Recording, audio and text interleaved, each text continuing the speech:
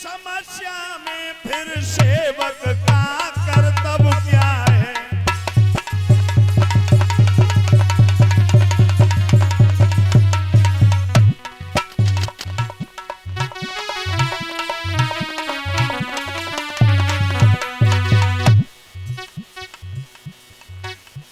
प्रेम की भीख दे डाली है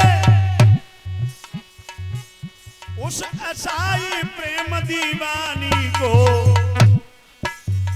पानी प्रेम को पिलाई दो है एक प्रेम प्यासे प्राणी को।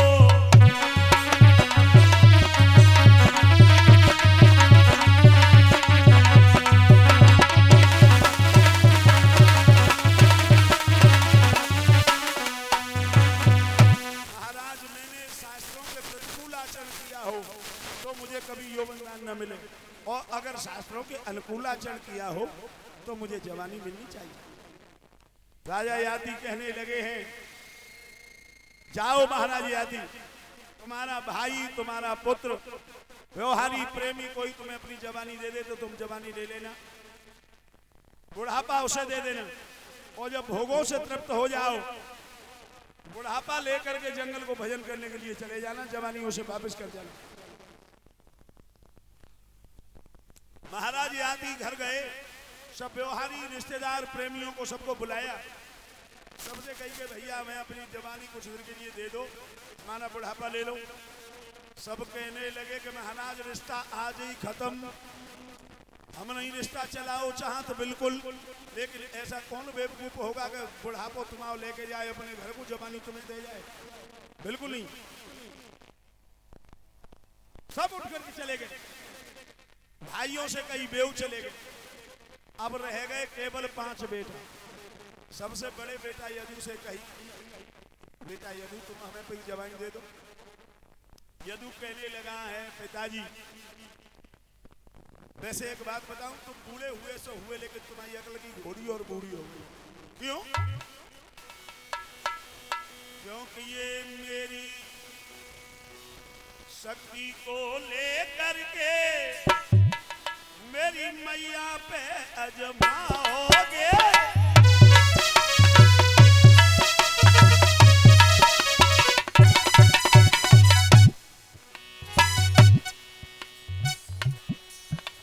मेरी शक्ति को लेकर के मेरी मैया पे अजमाओगे। क्या बबुला तुमको पता नहीं, तुम घोर नरक में जाओगे।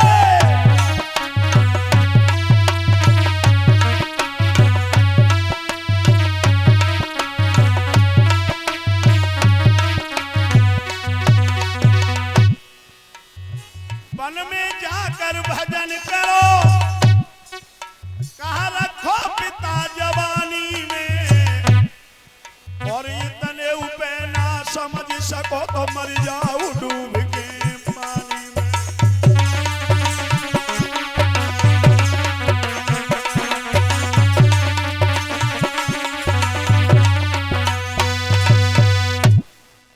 मने कर दिया यदु ने, मैं नहीं दूंगा।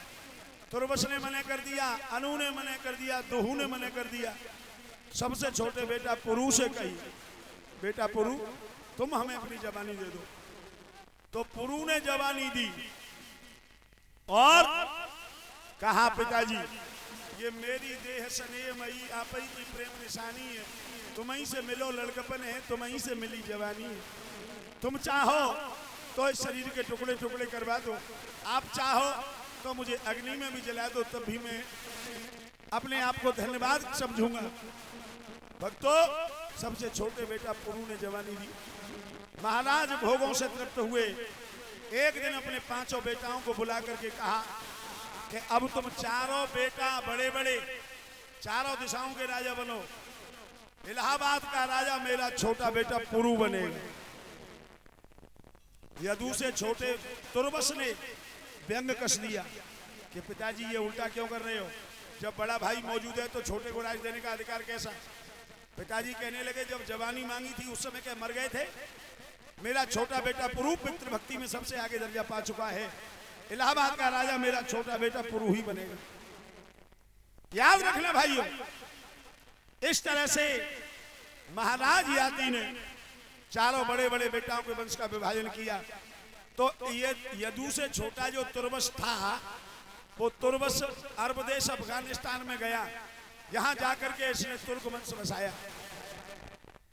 ये मुसलमान जो हैं वो कोई और नहीं है, चंद्रवंशी। चंद्रवंशी आपने देखा होगा, करते उल्टा है, हमारे तुम्हारे विपरीत।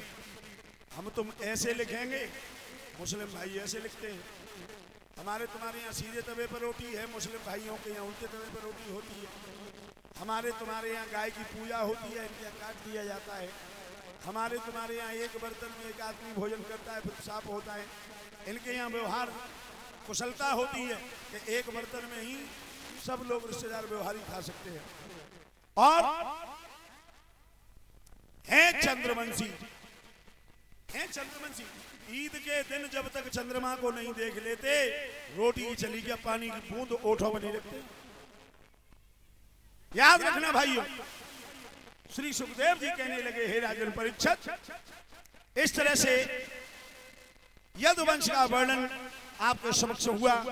और माता बहनाएं ध्यान दें, कल भगवान कन्हैया के जन्म की कथा होगी। भगवान कन्हैया का जन्म होगा कल।